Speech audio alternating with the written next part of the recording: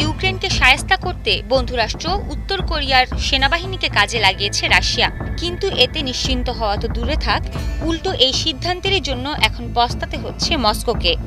শত্রুকে ছেড়ে ভুল করে রুশ বাহিনীর ওপরই গুলি চালিয়ে বসেছে পিয়ংইয়ং থেকে আসা সৈনিকেরা। ফলে শত্রু নয়, বন্ধুর হাতেই প্রাণ গিয়েছে পূর্ব ইউরোপের বাদামি ভালুকের দেশটির বেশ কয়েকজন সেনার।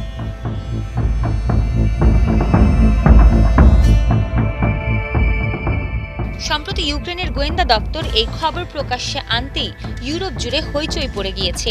কিয়েভের দাবি, গত 14 ডিসেম্বর শনিবার এই ঘটনা ঘটে পশ্চিম রাশিয়ার কুর্স্ক এলাকায়। উত্তর কোরিয়ার সেনার গুলিতে সেখানে প্রাণ গিয়েছে মস্কোর অন্তত 8 সৈনিকের।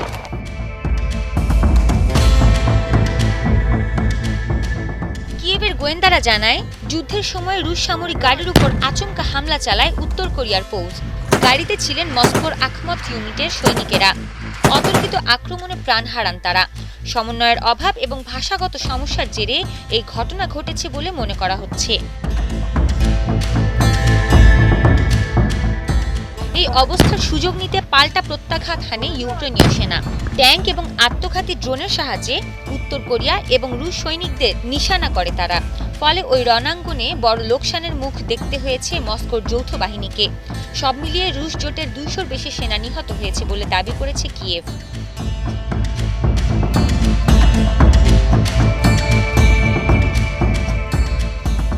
সরকারিভাবে বিবৃতি জারি না হলেও এই ঘটনায় ক্ষুব্ধ রুশ প্রেসিডেন্ট ভ্লাদিমির পুতিন। অন্যদিকে বন্ধুকে সাহায্য করতে গিয়ে মুখ পুড়েছে উত্তর কোরিয়ার সর্বোচ্চ নেতা কিম জং উনের। কুর্স্ক হত্যাকাণ্ডের পর ক্রেমলিনের সঙ্গে যোগাযোগ করেছেন তিনি। গোটা ঘটনার দায় স্বীকার করে দুঃখ প্রকাশ করেছেন কিম। আগামী দিনে যৌথ বাহিনীর মধ্যে সমন্বয়ের অভাব দূর করতে কঠোর নিয়ম চালু করেছেন রুশ জেনারেলরা। ইউক্রেনে অপারেশনের সময় নিরাপত্তা নিশ্চিত করতে বিশেষ এক ধরনের বৈদ্যুতিক যন্ত্র ব্যবহার করে আসছে পুতিন সেনা। উত্তর কোরিয়ার বাহিনীকেও সেগুলো দেয়া হয়েছিল। আপাতত তা বাজেয়াপ্ত করার সিদ্ধান্ত নিয়েছে মস্কো।